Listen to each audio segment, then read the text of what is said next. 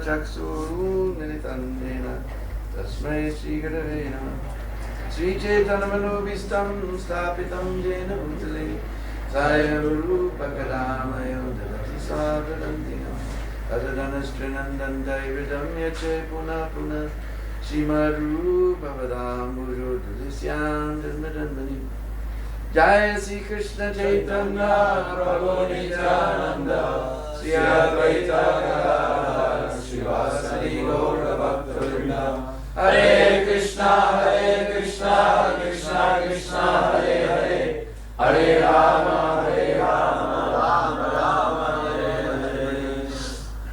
So I was born in the darkest of ignorance with my eyes closed shut, but my spiritual masters opened my eyes with the torchlight of transcendental knowledge. Therefore, after my humble obeisances, it is lotus feet.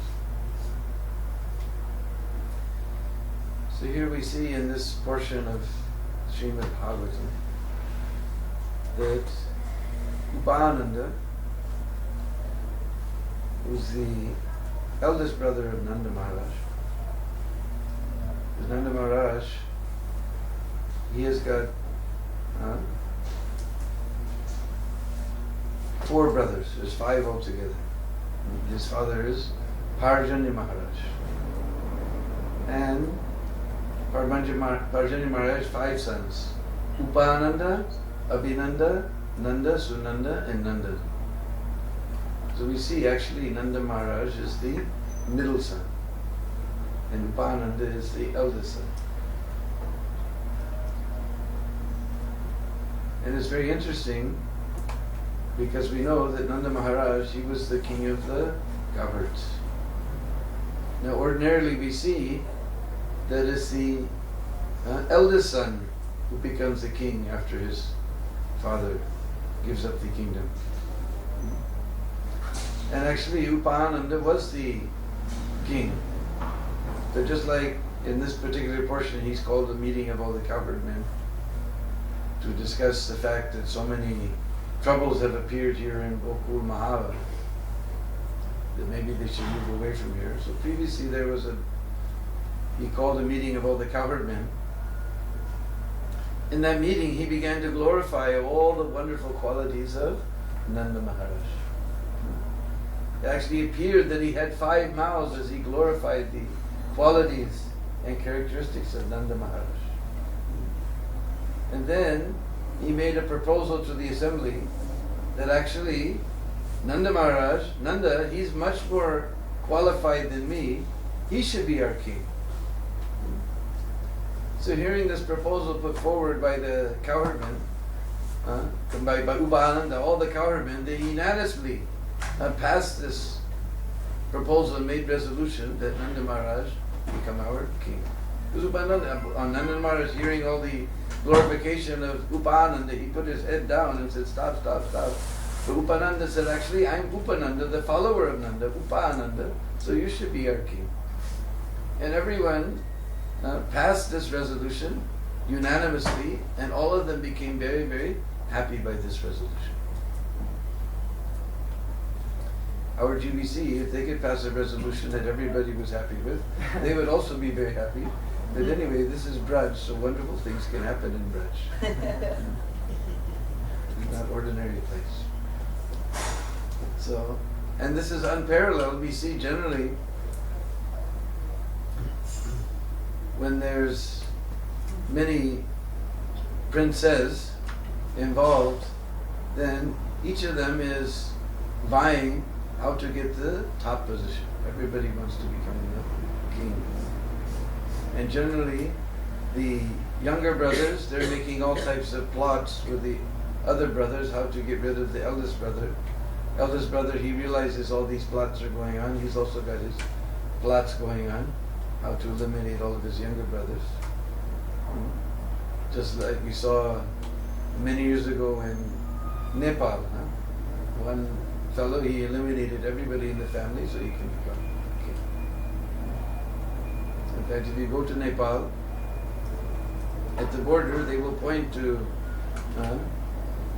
Maharaj Veer Chandra, I think that was his name, who was previous king, and everybody loved him. So very good, very good. Then they'll point to this new guy. He said, not good, not good. Now you never see this. Generally the citizens are always very patriotic and very loyal to their king. But they always look at this new guy. Not good, not good. This one, very good, very good. He was our life member and very great supporter of ISKCON. But anyway, he was eliminated along with all his, practically his family. So this type of thing we see, but this is Braj. So wonderful things can happen in Braj. Nanda Maharaj became the king.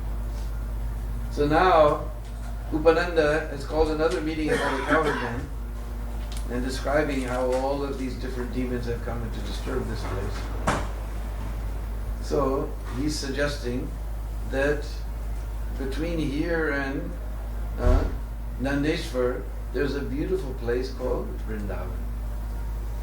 In the Krishna book, as well as in the first canto of Srimad Bhagavatam in one of the purports, Srila Prabhupada explains that the forest of Vrindavan stretches from the now town called Vrindavan all the way up to 24 miles up to Nandagaon. So that town, because that is the place in Vrindavan where Krishna performed his most famous Leela, Ras Leela, that town has become famous as Vrindavan. But Van actually means forest.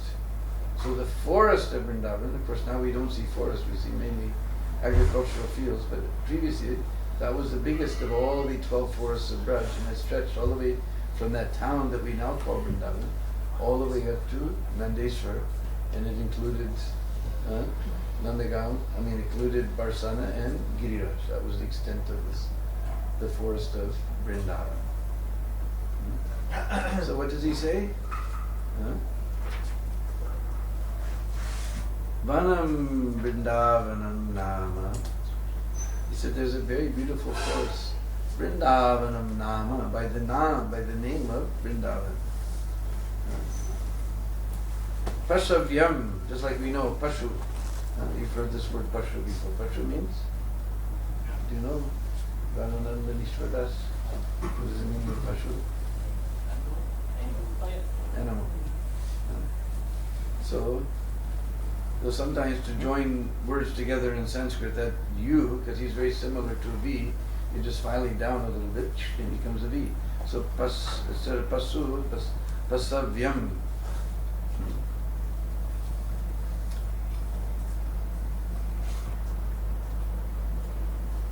Let's just say for the Pasavyam, very suitable place for the maintenance of the cows and other animals. It doesn't want to say just say cows, but Pasavyam, all types of animals. Navakananam, just like we heard that the demigods, their forest is Nandan Kanan. So Kanan is another word for forest, Vanam. Kanan, Vanam, Navakanan. They're beautiful garden-like places. Kanan generally also means a forest, but like a very beautiful garden-like forest. You can just imagine the Nandan Kanan of the Devas. It must be a very beautiful place, like a beautiful garden. Gopi, Gopa, Gopi, Gavam. For the Gopas, the Gopis, and Gavam means cows. Sevyam. It is a very suitable place. Very, very, it says very happy, suitable place. Sevyam, it is. Seva means to serve, so it is something that gives service is suitable. So Sevyam. Seva is service, but Sevyam means serviceable, usable, appropriate. But here he says suitable. Punya Adri, Punya means pious. Adri we know means Krishna is known as Adri Dharan. The place in Udkal Kshetra where Lord Jagannath is situated is Niladri.